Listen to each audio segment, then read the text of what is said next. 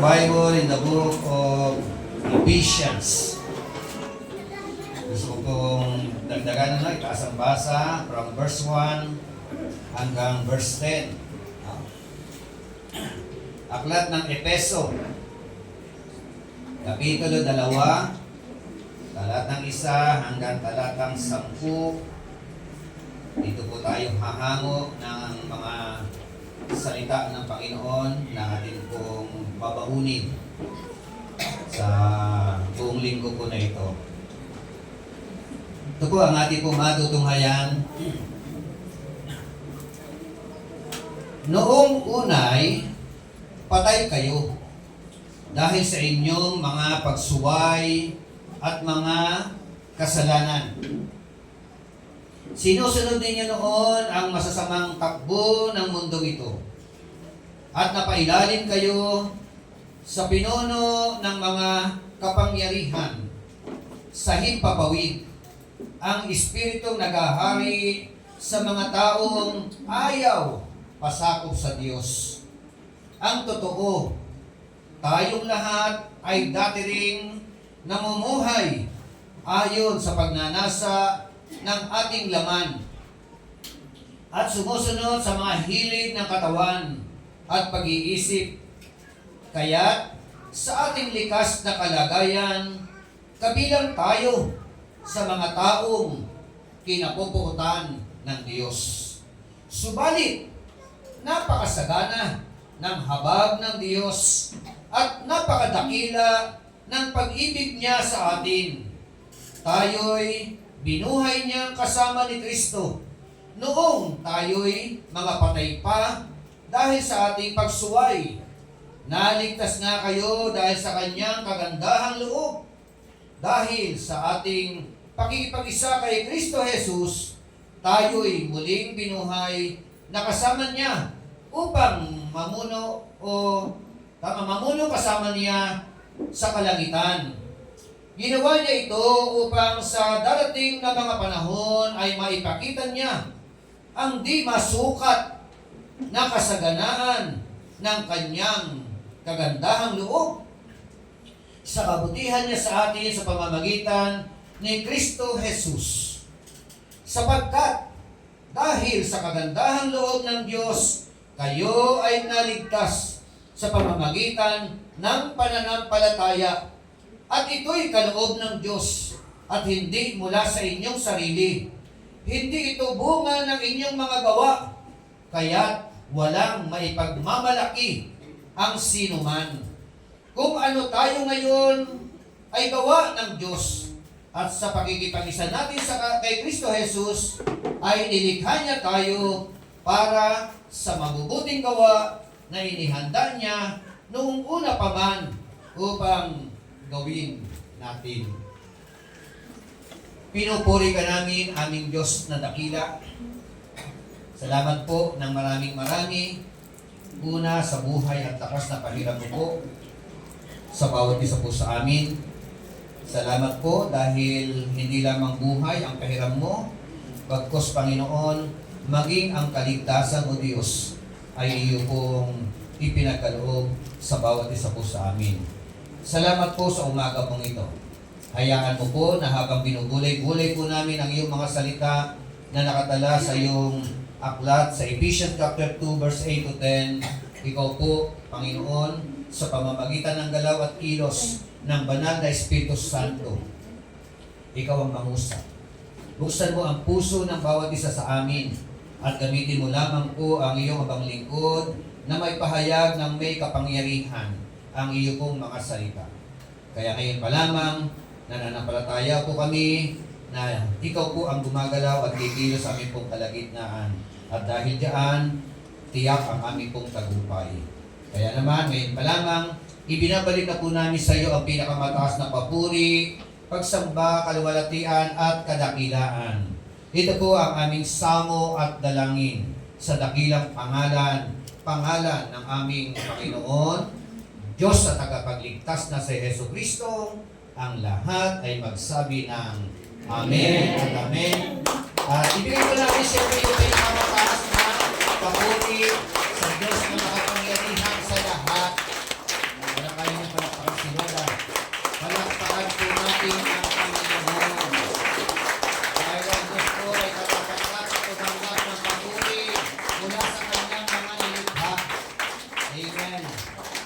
pwede na po kayong maupo at atin po baybay-baybayin ang kanya po mga salita.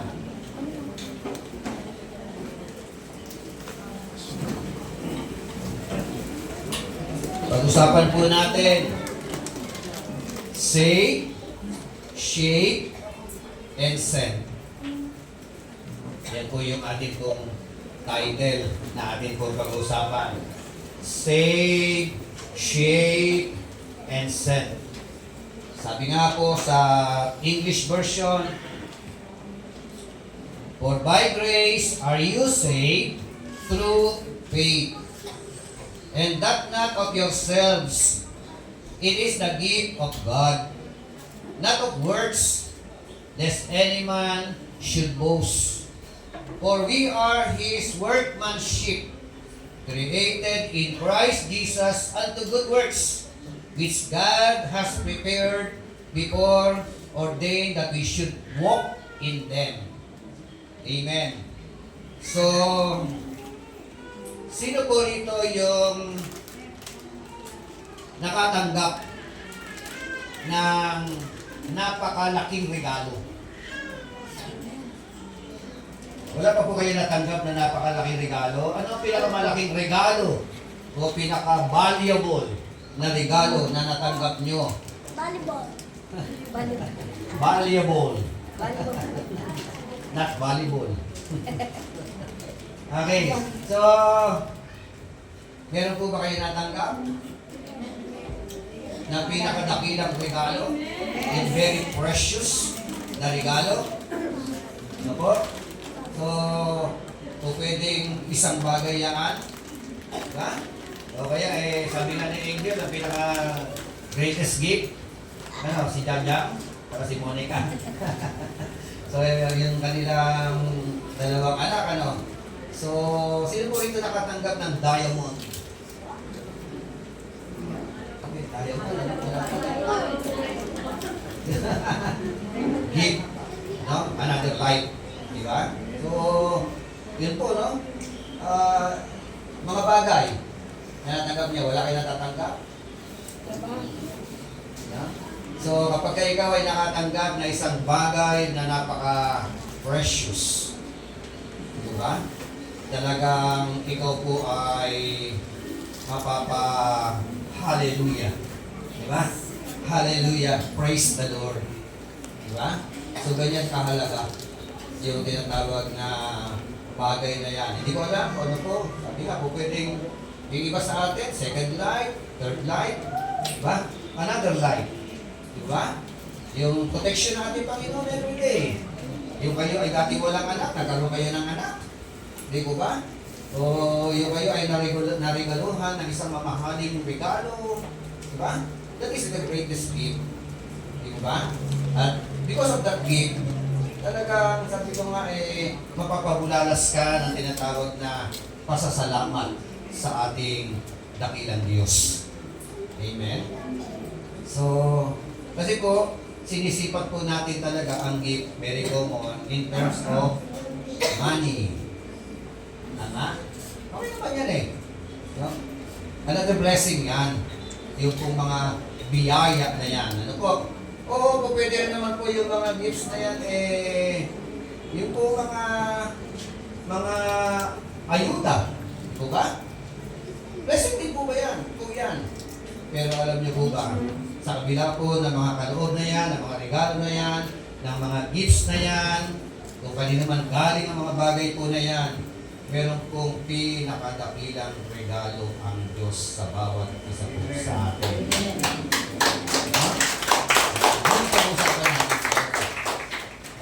Totoo, nakamtan mo na, nakamit mo na, nasa kamay mo na, nasa buhay mo na, nasa puso mo na, yung regalo na yan, na alay ng Diyos sa bawat isa po sa atin ay tiyak.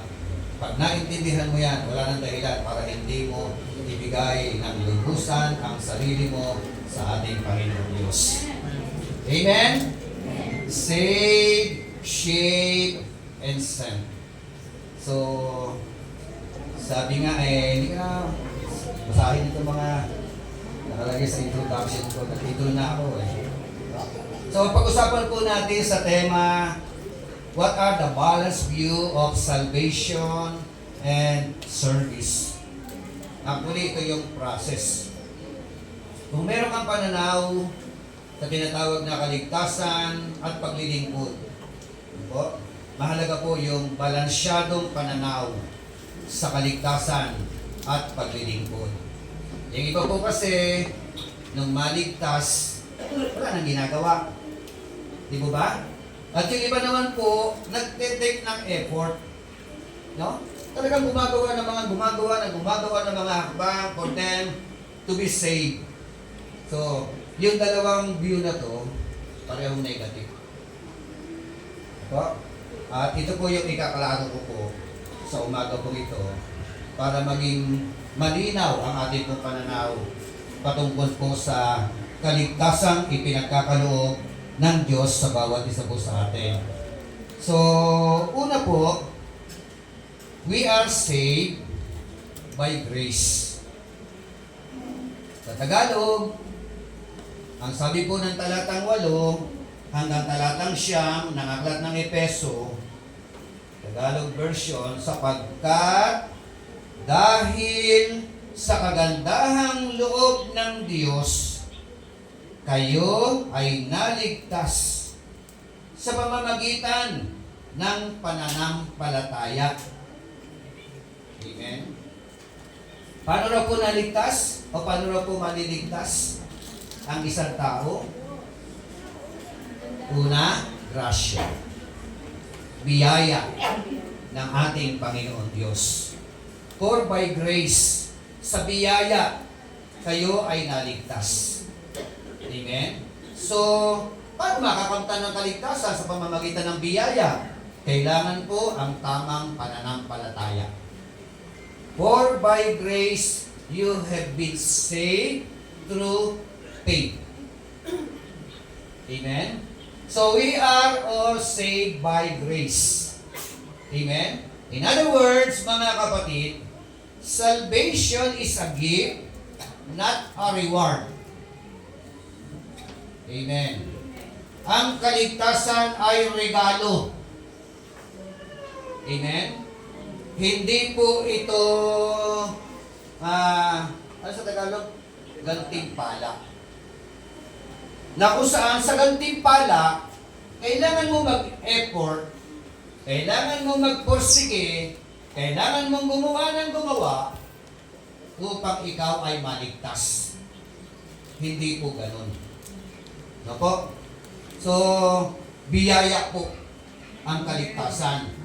So, yung biyaya na ito na created by God, initiative by God, no? Instituted by God, ang Diyos ang may akda, ini-offer sa mga tao na kailangan mo paniwalaan, sampalatayanan, tanggapin, at kilalanin. Amen? So, ini-offer po ito sa lahat ng tao. So, in other words, sabi nga, grace is God's unmerited favor. It is an unmerited favor. Ano po sa Tagalog? Ang biyaya daw po, ito na po ay galing sa Diyos na kung saan yung kanyang mga bibigyan hindi po karapat-dapat. Amen? Sino po dito yung karapat-dapat sa kaligtasan? Pwede ba itaas ang kamay? In other words, lahat po tayo, we are all disqualified. Amen? Bakit disqualified? Kasi nga, we are all sinner. Lahat tayo makasalanan. Lahat tayo hari ng pagiging makasalanan. Pero ang mabuting balita, sa kabila ng tayo pong lahat ay nuknuk ng mga makasalanan, meron pong ginawa ang ating Panginoon Diyos alang-alang sa iyo upang ikaw na isang makasalanan ay makalaya, mapatawad, maalis sa kasalanan na iyong ine-enjoy. Pwede palakpakan natin ang Panginoon. Grace is God's unmerited favor, meaning giving us what we do not deserve. Amen? You are not deserving. Amen? Walang deserving. But by the grace of God, in spite na hindi ka deserving, amen. In spite na ikaw ay disqualified, ikaw po ay qualified ng ating Panginoon Diyos. Dahil sa biyaya. Okay? Yun po yung mga katotohanan niyaan. So, parang hindi nyo naintindihan. Pero para natin si Lord, para kaibigan glory.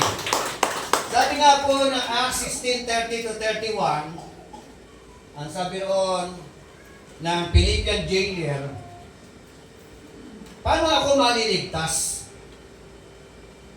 Ang sagot po ng mga disciple, believe in the Lord Jesus Christ, and you will be saved.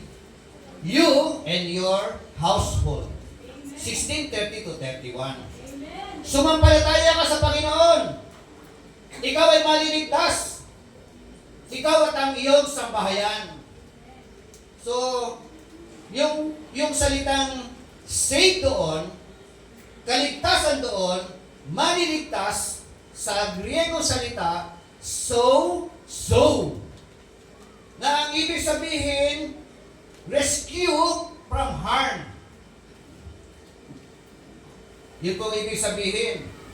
Ikaw daw ay hahanguin, tatanggalin doon sa kalalagayan na ikaw ay delikado, na nasa sitwasyon na ikaw ay delikado. At yun ay galaw at kilos ng ating Panginoon.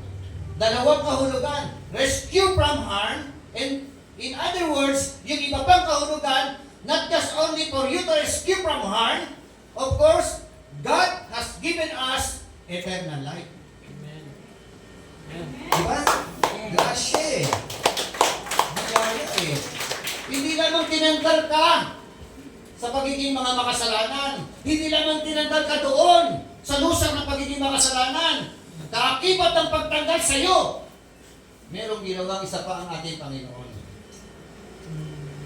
Binigyan ka ng kaligtasan. We have an assurance of salvation through our Lord Jesus Christ. Amen. Sabi po ng 1 John chapter 5 verse 11-13, isinusulat ko ito sa inyo na kayong mga nananalig sa anak ng Diyos ay may buhay na walang hanggan. Amen. Sino po rito yung merong assurance of salvation? Hindi may nakakatiyak. Amen? Bumalakpak po sa Panginoon ng mga nakakatiyak. Glory to God.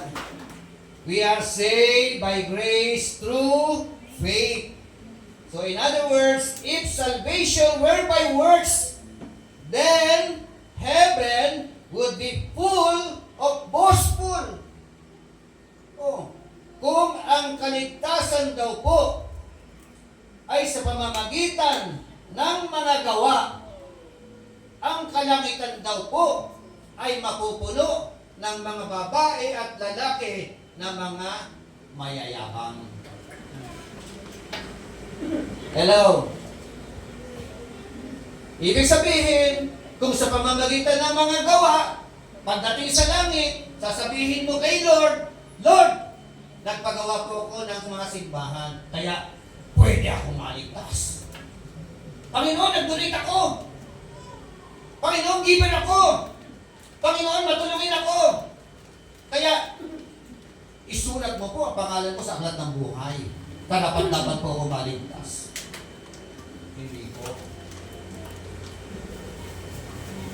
Hindi po garantiya ang mga mabubuting gawa para ikaw ay magmalaki na ikaw ay ligtas. Paano tumahimik kayo? Mamaya mababalasin naman natin yan. Ano? Okay, so, pero yan po ang unang qualification. Pag sinabing grasya, Sabi nga ng 3:28 ng Book of Romans, therefore, we conclude that a man is justified by faith without the deeds of the law. Amen? Ano yung conclusion? Sabi?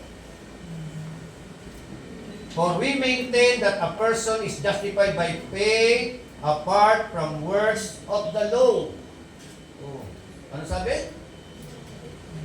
Oh. Tayo raw, ano kailangan daw po natin, sabi lang, yung tinatawag na ang isang tao ay napapawalang sala sa pamamagitan ng pananampalataya, no? Hiwalay sa mga gawa patungkol sa batas. Amen? We are all justified by faith. Apart from the works of the law. Hindi? Okay? So, yung tinignan ko nga po yung salitang mercy kasi merong isang salita, grace. It is a gift, not a reward. Grace is God's unmerited favor. Yung salitang mercy, mercy meaning showing compassion, showing kindness, showing forgiveness to someone even they don't deserve it. Amen? So, ito na po sa Tagalog, ang mercy, pagpapakita, pagpaparamdam ng tinatawag na awa, ng kahabagan, ng kapatawaran, ng pagpapatawad sa isang tao kahit hindi karapat-dapat ang isang tao na yan. Amen? Kaya inuulit ko, lahat po tayo, hindi po tayo deserving. Pero may biyaya at may grasya ang ating Panginoon Diyos. Kaya ikaw na disqualified ay naging qualified sa biyaya at sa grasya ng ating Panginoon. Sabi nga po, katulad daw po ng isang tao, a man drowning into the sea. Yung tao raw po malulunod na o nalulunod o sa gitna ng karagatan. He cannot swim so hard to safety. Amen? Dahil yun ang kalalagayan ng tao. We cannot swim so hard for you to become safety. Kahit anong effort ko, kahit anong kakagaling lumangoy, malulunod at malulunod ka sa gitna ng karagatan. So, for you, ano dapat? Kailangan natin ng rescuer. Amen? Kailangan natin na magre-rescue sa atin. What he need is a rescuer or the boat that is what Jesus did on the cross. Amen. Amen? Kita nyo? Habang ikaw, parang ang illustration ganito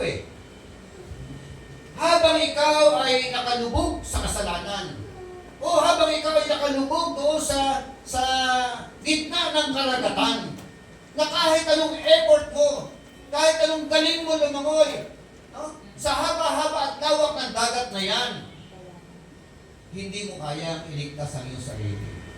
Ang mabuting balita, merong Diyos. Merong Panginoong Hesukristo na bumaba mula sa langit. No? Ikaw ay pinuntahan. Ikaw ay inabot. Ikaw ay tinanggal mula sa lusak na kasalanan na yan. Amen? Merong rescuer na dumating, merong bangka na dumating. So dahil may dumating na bangka, ang gagawin mo na lamang, sumakay sa bangka at mag-enjoy na maglakbay kasama yung piloto ng bangka. Amen. Amen? So, yan ang paraan na binabanggit po na tinatawag na kaligtasan. Unang puntos, we are all saved. No? Sino po yung mga ligtas na rito? Sino po yung wala pang assurance? No? Kailangan meron tayong assurance. Meron tayong katiyakan. O ngayon, kung ikaw ay ligtas na, susunod tayo, punta tayo sa pangalawang bahagi. If you are truly saved by the grace of the living God, may kasunod. Hindi po pwedeng ligtas ka. Sabi mo nga kanina, wala ka nang gagawin. Hindi mo pwedeng ligtas ka, simba uwi ka na lang. Tama? O taga-tanawan ka na lang. Ang mga totoong ligtas, dapat pumasok sa ikalawang bahagdan. Pangalawang yugto ng buhay ng mga mananampalataya. Ano ang ikalawang yugto sa buhay ng mga mananampalataya? Sa talatang 10, ang sabi po, chapter 2, verse 10, kung ano tayo ngayon ay gawa ng Diyos, at sa pakikipag-isa natin kay Kristo Jesus, ay nilikha niya tayo para sa mabubuting gawa. Amen? Tingnan niyo ha. Kung ikaw ay nag-works, gumagawa, anything na mga ginagawa mo para maligtas ka, apart from Christ, nothing yun. Wala pong patutunguhan yun. Ngayon po, ang mga totoong ligtas, hindi po pwedeng walang gawa. Amen? O bumabalanse na ba? Kanina, akala nyo walang gawa. Parang sitting pretty ka na lang. Upo ka na lang, magantay ka na lang na kunin ka na lang ni Lord. Di ba? Hindi ganon. Di ba? Ito po, ang mga totoong ligtas kailangan humantong sa tinatawag na shaping. No? We are shaped for God's glory. Amen. So, ano yung shaping na ito? Ay, sasayin natin. Sabi po ng talatang 10, letter A, for we are His workmanship. Amen? You are His workmanship. I am His workmanship. We are His workmanship. Amen? So, pag sinabing workmanship, the word workmanship in Greek is poima, meaning masterpiece or work of art. Yun pala ang ibig sabihin ng workmanship. Poima o poima, na ibig sabihin, you are a masterpiece. Amen? Parang art yan parang sculptor. Yun pala ang kalalagayan po natin. Ikaw yung obra maestra ng ating Panginoon. Amen? At nasa under the process of shaping. Yung paglililok baga. Yung pag-aayos ng Diyos sa bawat isa po sa atin. Yung pagtatanggal ng mga dumi sa buhay natin. Yung unti-unti pag-aalis ng Panginoon ng mga kasalanan natin. Amen? Yun ang proseso na dinadaanan ng mga taong ligtas. Hanggang maging kawagis po ang ating Panginoong Jesucristo. Tingnan mo nga ang katabi mo. Kanino bang kawagis ka?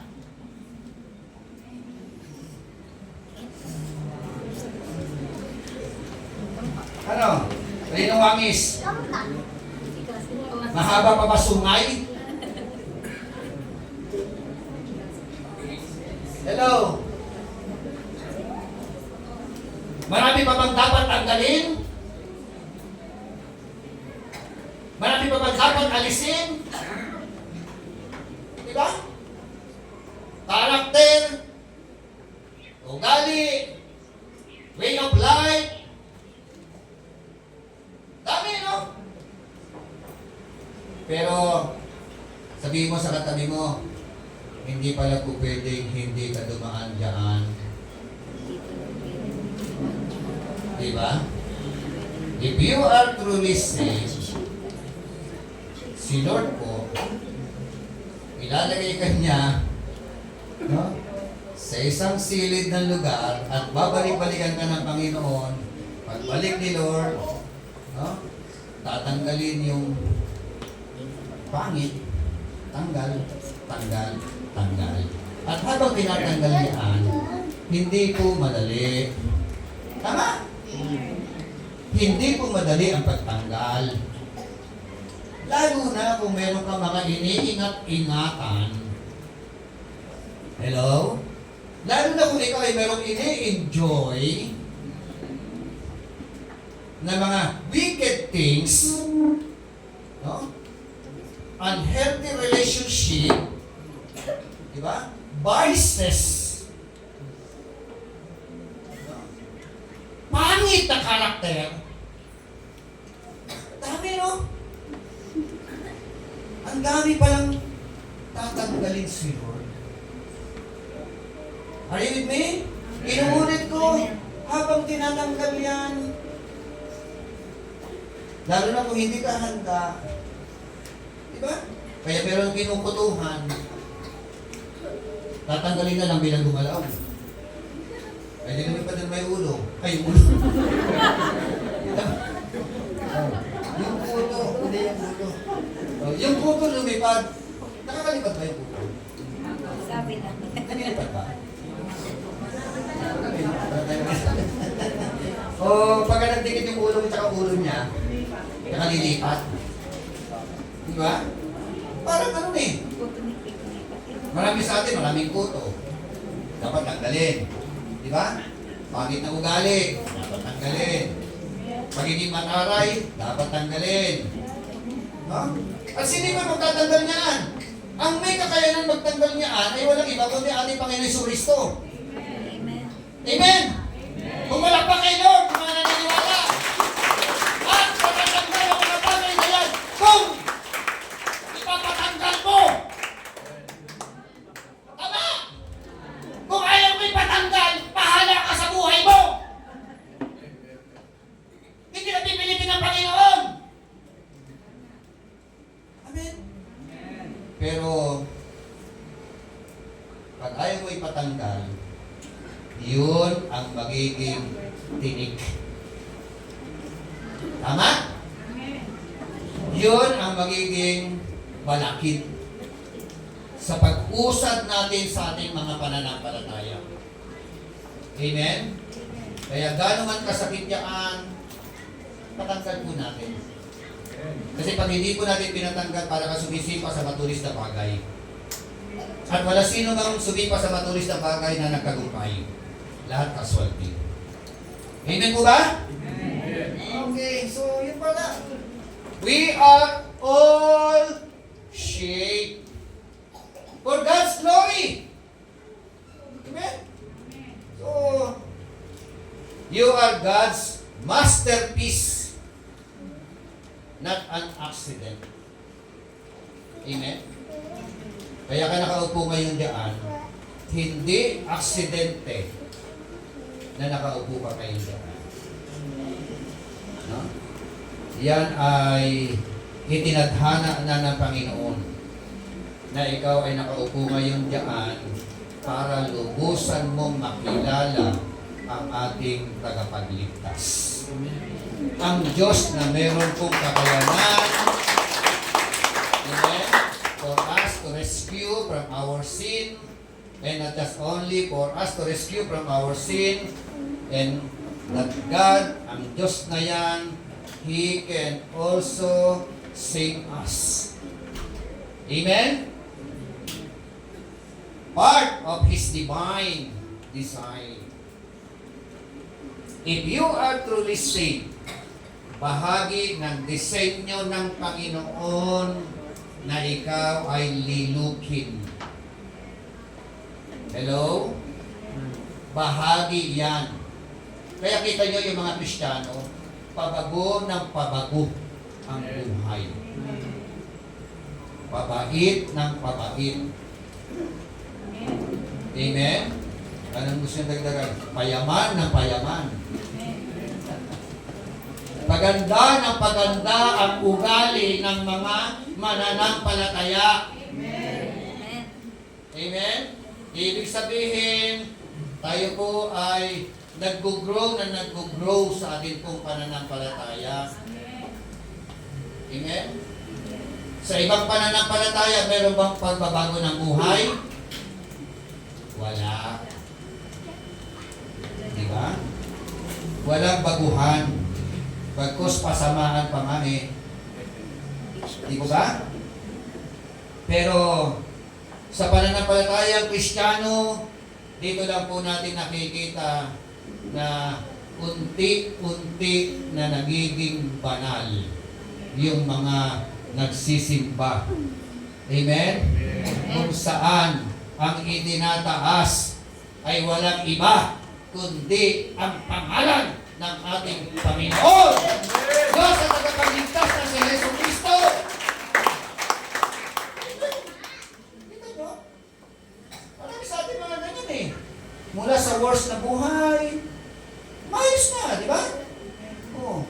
Mula sa dating sakit ng lipunan, pasaway ng lipunan, oh. Sa biyaya ng ating Panginoon, nagbago. Binago ng ating Panginoon Diyos. Amen! Sabi nga, no?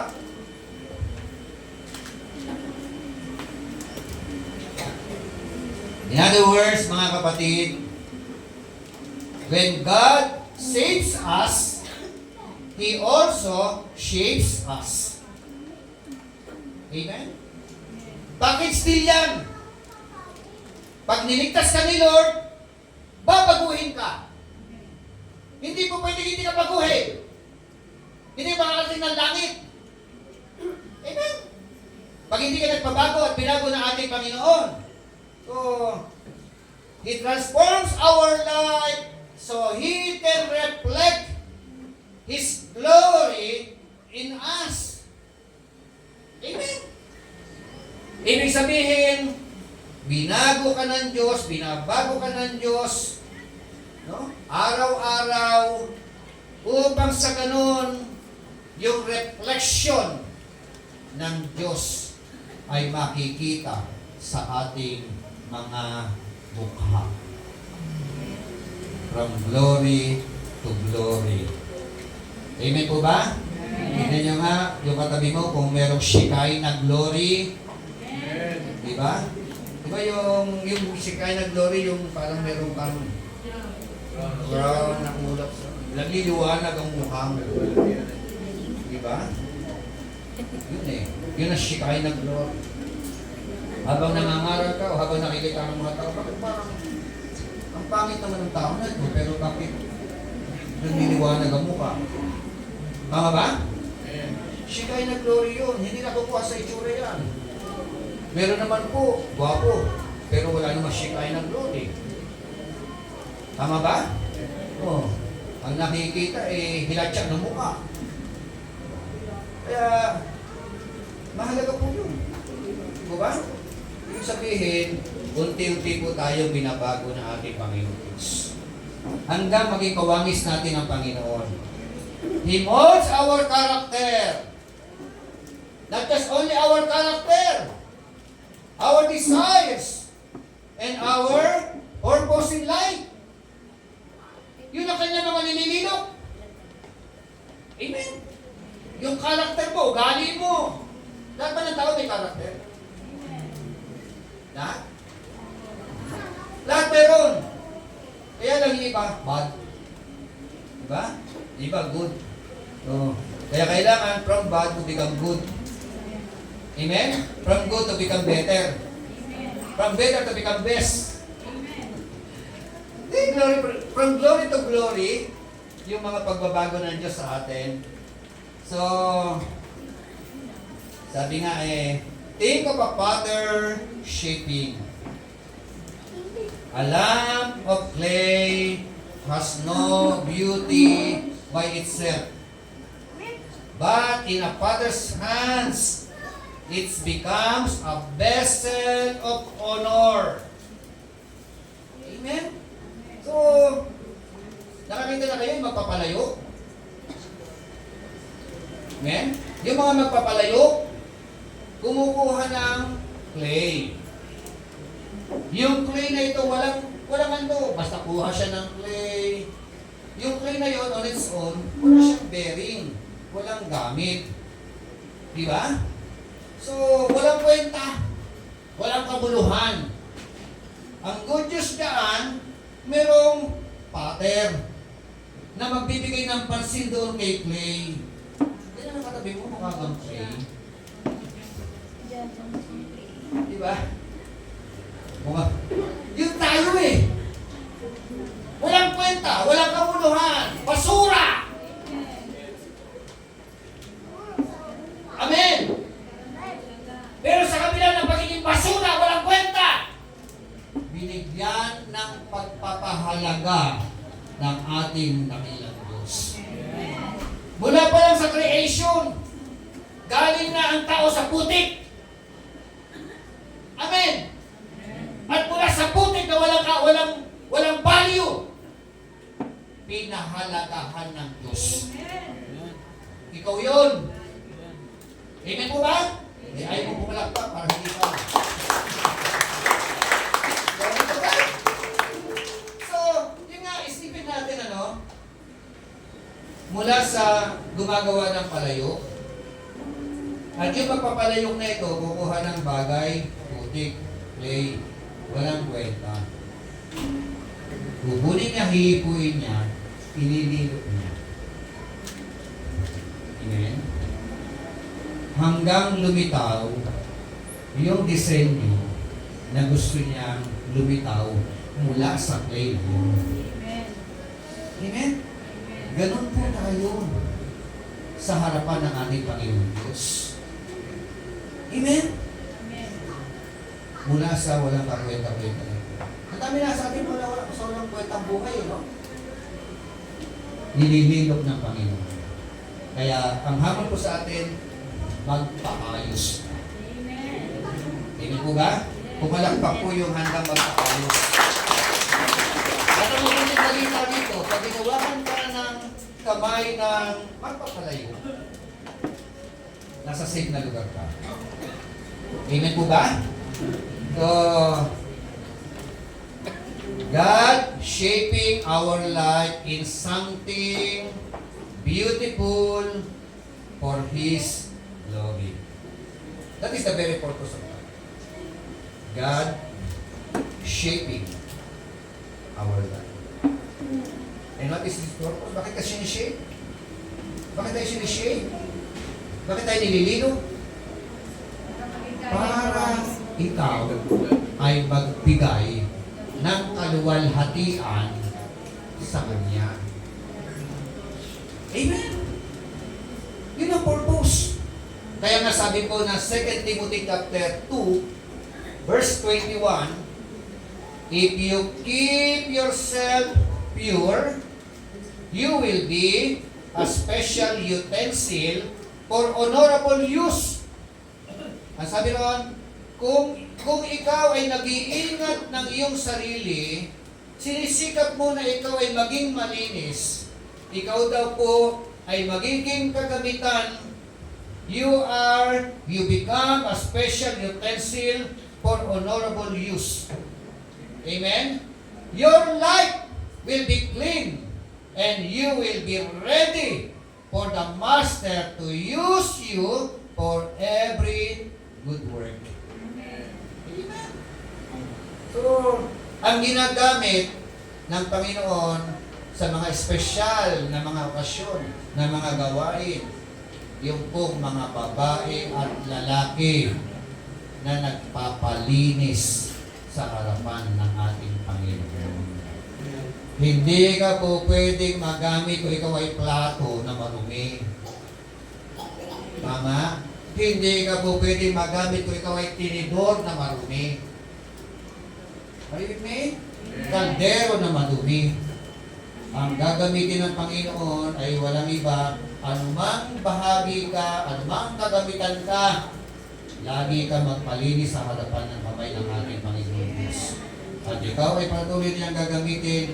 At kung gusto mong gamitin ka in a very, very special okasyon, sabi mo sa katabi mo, pumayos ka lang. Amen? Okay, so pangatlo na.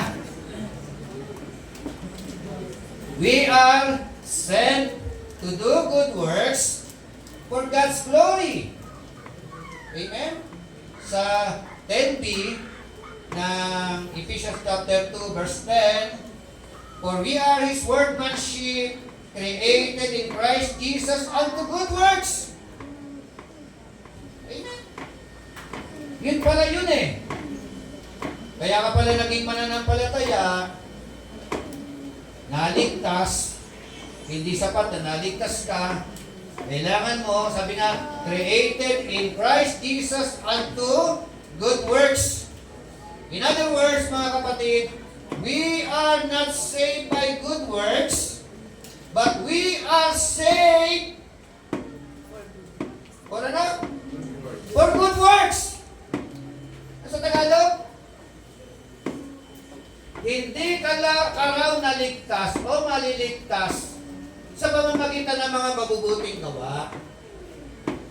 Amen? Ang sabi roon, maliligtas ka o naligtas ka para gumawa. Amen? Ang totoong ligtas, gumagawa. Hindi ka gumagawa para maligtas.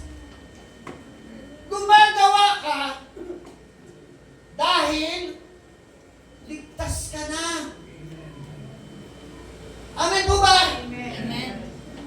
Bunga ng ating mga kaligtasan.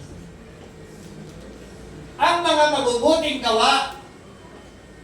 Tawa niya? So, yun po yung malinaw. Ngayon, sinasabi mo, Kristiyano ka. Eh, wala namang mga mabubuting gawa na nakikita. Ligtas o hindi? Questionable yung kaligtasan. Hindi ko ba? Inulit ko, no? If you are truly saved, hindi po pwedeng hindi magbunga. At ang bunga, hindi bumanga. No? Mabubuting gawa. Are you with me? So, kaya tayo naglilingkod. Dito ha? Bakit ka nagsisimba? Bakit? Dahil may tupad?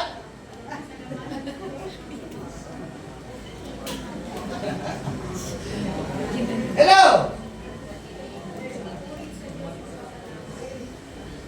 Kaya ka nagsisimba dahil iniligtas ka ng Panginoon sa pamamagitan ng biyaya, ng grasya mula sa Kanya.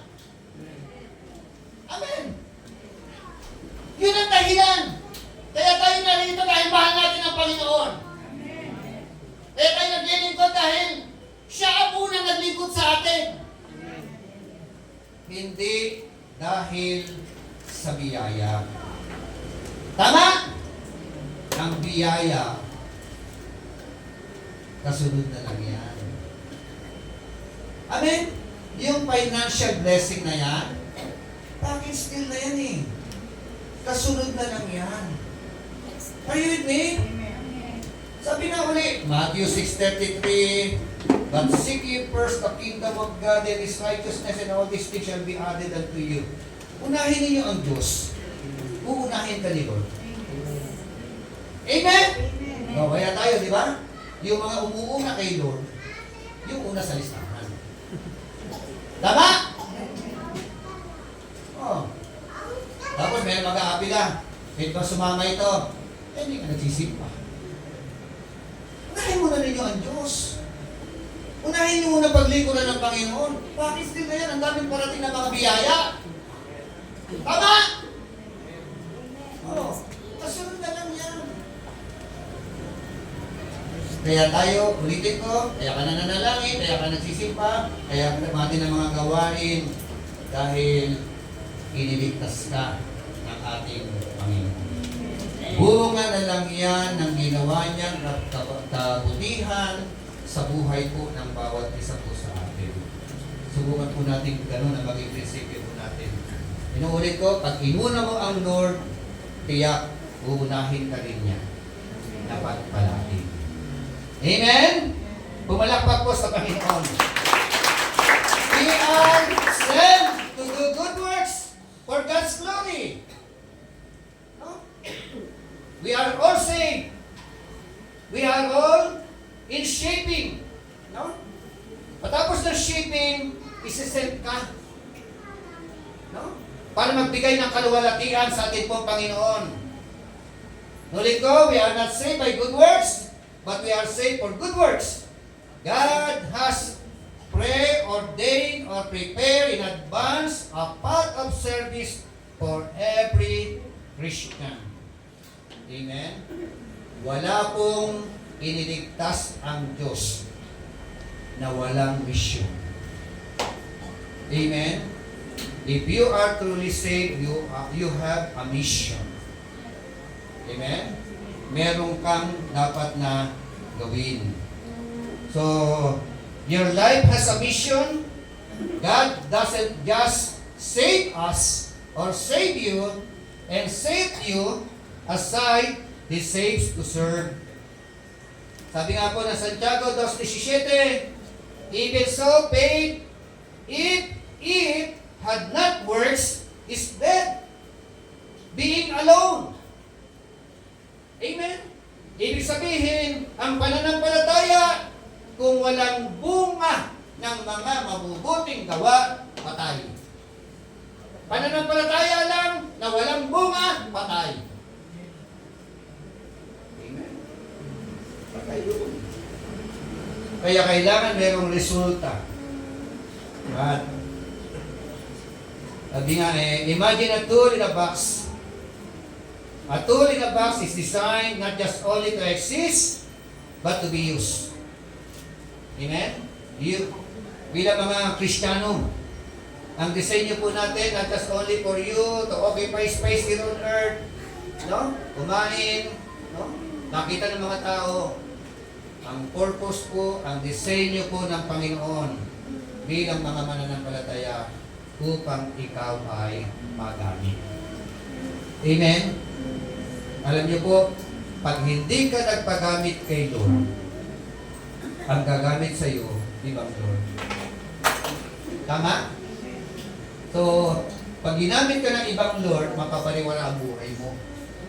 Pero pag ang Diyos ang siyang gumamit sa iyo, mapapabuti ang iyong buhay. Palakpakan natin si Lord. Hallelujah. So, tatlong bagay po ang atin po pinag-usapan. In conclusion, we are saved by grace for God's glory.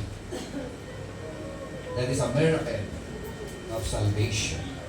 We are shaped for God's glory.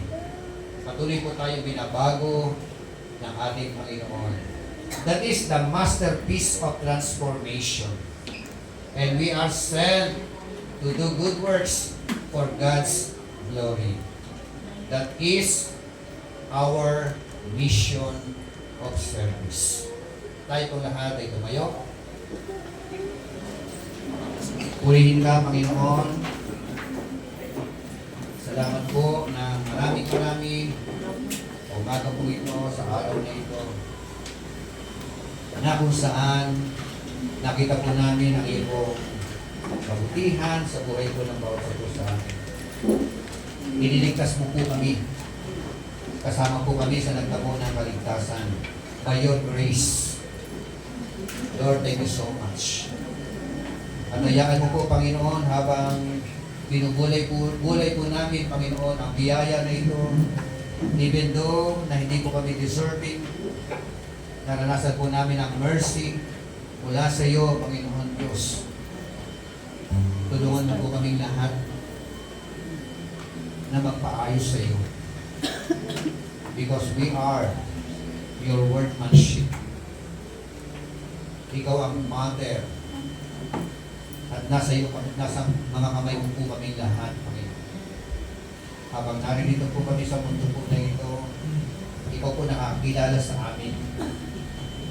Alam mo po ang bahagi ng aming po mga buhay na hindi po ayon sa iyong kalooban. Alam mo po at kilala mo po kami kung ano mga kahinaan po namin, kung ano ang mga wickedness namin, kung ano, Panginoon Diyos, ang makalaman ng aming mga puso. Alam mo po ito lahat. Kaya bilang ikaw ang aming pong manlililo, hayaan mo po, manaya mo po,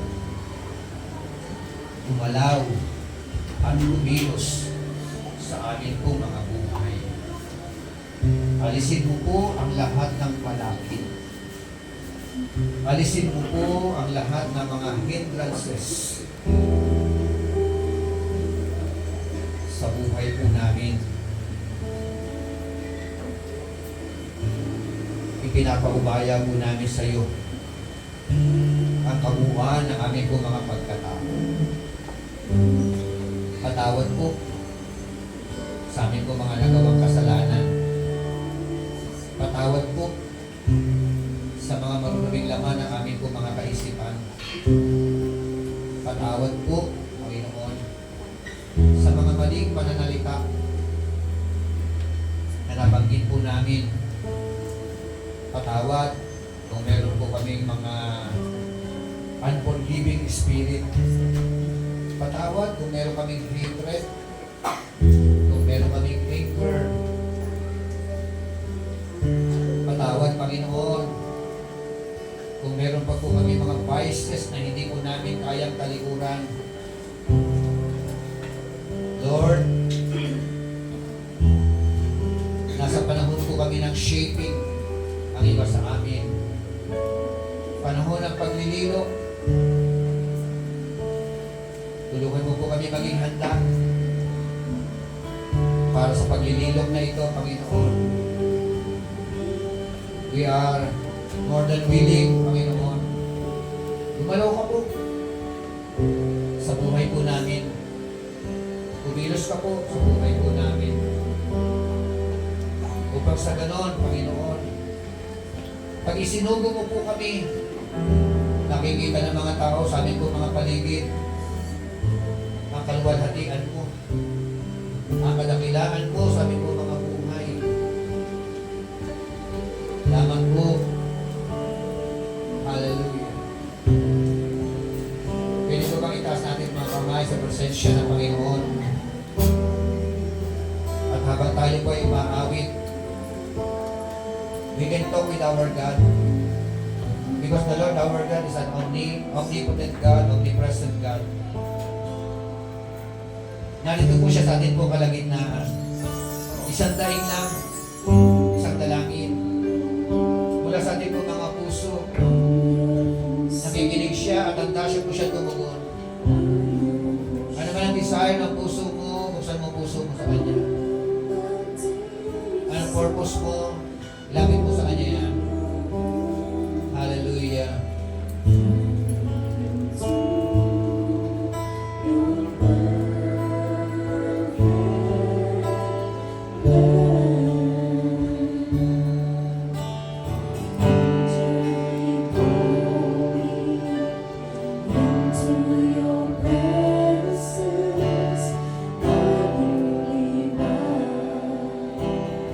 Holy Spirit.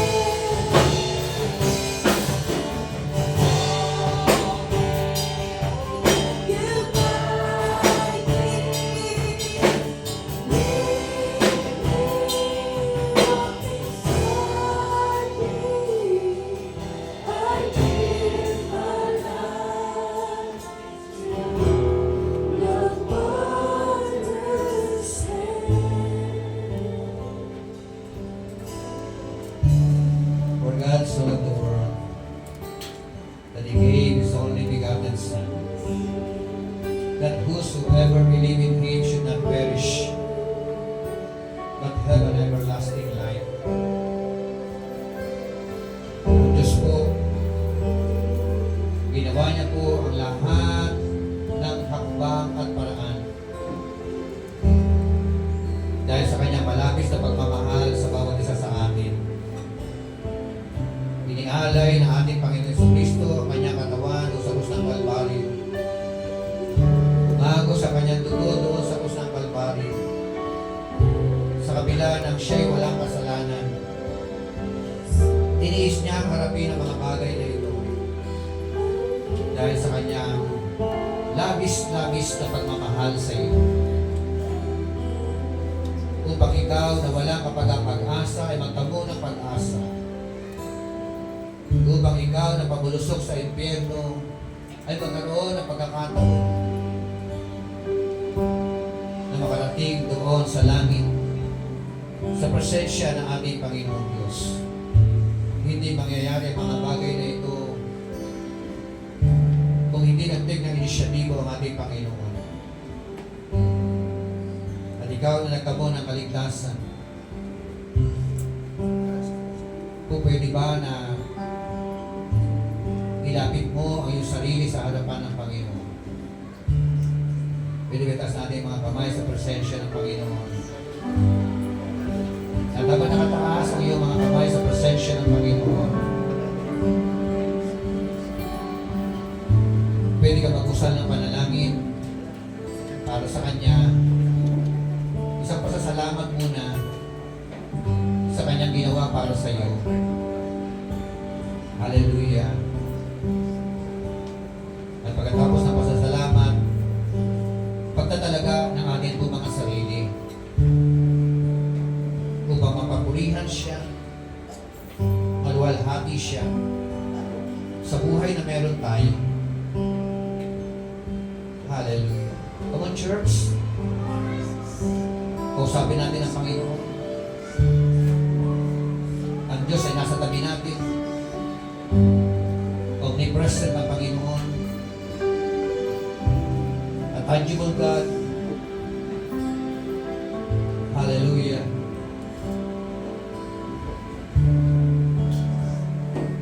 Purihin ka, Panginoon. Salamat po sa napakadakila pagmamahal mo sa amin.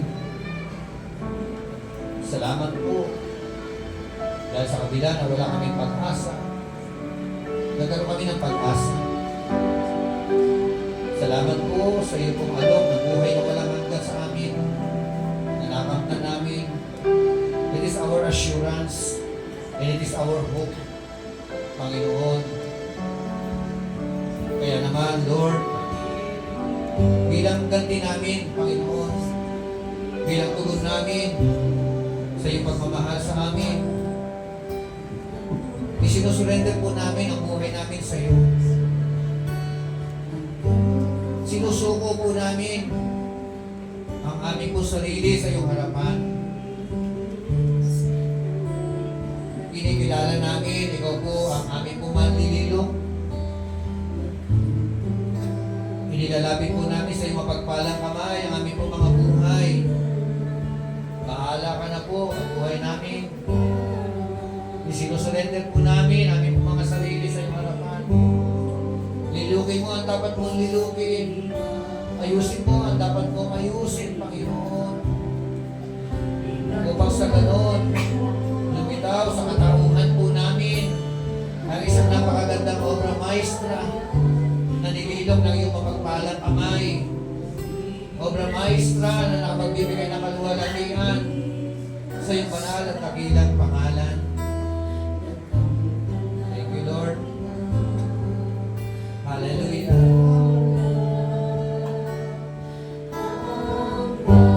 Yes, Lord.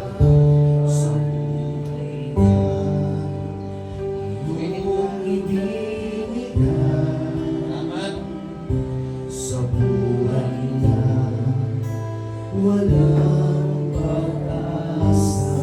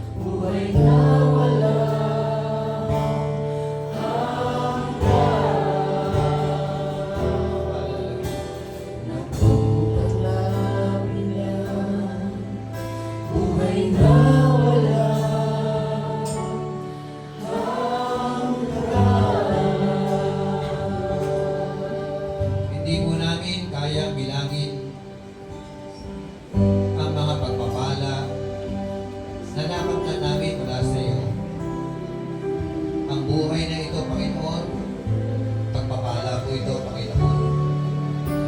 Ang mga pinansyal na mga pagpapala, salamat po. Yung meron po kami kapayapaan sa buhay, salamat po na maraming marami. Ang kami, Panginoon, ay iyo po pinagaling. Salamat po na maraming marami, Panginoon Diyos. Ang meron po kami pamilya na matiwasay at papayapa. Salamat po na maraming marami, Panginoon Diyos. Ang meron po kami peace of mind sa aming pong kapwa-tao. Blessing po ito na aming pong pinikilala, Panginoon Diyos. Ang meron po magandang relasyon sa loob po ng aming pong tahanan. It is a great blessing of God na kinikilala po namin, Panginoon. Ang patuloy po kaming humihinga, great blessings, Panginoon. Lord, higit sa lahat, yun pong buhay na walang hanggan na iyo pong kaloob sa bawat isa po sa amin. Hayaan mo po, Panginoon, na mabuksan ang aming po mga mata sa mga katotohanan po na ito. Dahil dito, Panginoon, kami po, O Diyos, ay malayang maglilingkod sa iyo. Malaya, Panginoon, nagaganapin namin ang iyong kalooban habang nabubuhay po kami sa mundo po na ito. Thank you so much, Lord. At ang aking panalangin, patuloy mo pong ibuhos sa masaganang pagpapala sa iyong mga lingkod na ito, Panginoon. Sa iyong mga anak na ito. Financial man yan, Panginoon. Spiritual man yan, Panginoon Diyos. Lahat ng aspeto ng mga pagpapala. Alam po namin, O Diyos, ito ay manggagaling lamang sa iyo, Panginoon. Kaya naman, dinideklaraan ko po, Panginoon, ng mga pagpapala na mag-uumapaw para sa iyong mga lingkod na ito, Panginoon. Thank you, Lord. At gagamitin mo po ang aming po mga buhay. Hanggat nabubuhay po kami sa mundo po na ito. Magbigay ng kaluwalhatian sa iyong banal at dakilang pangalan. Hallelujah.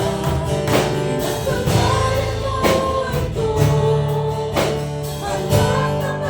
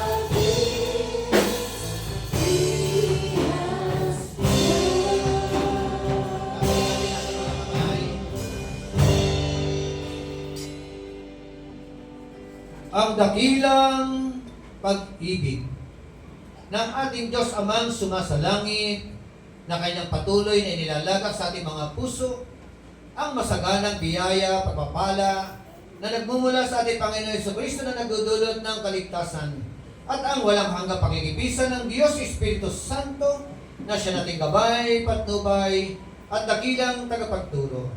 Sumainyo nawa papapala mula sa Ama, Anak at Diyos Espiritu Santo ang lahat ng mga anak ng Diyos na nakatanggap ng kaligtasan at handang magpalilok sa Panginoon at handang magpagamit kay Lord ay sumigaw ng malakas na Amen!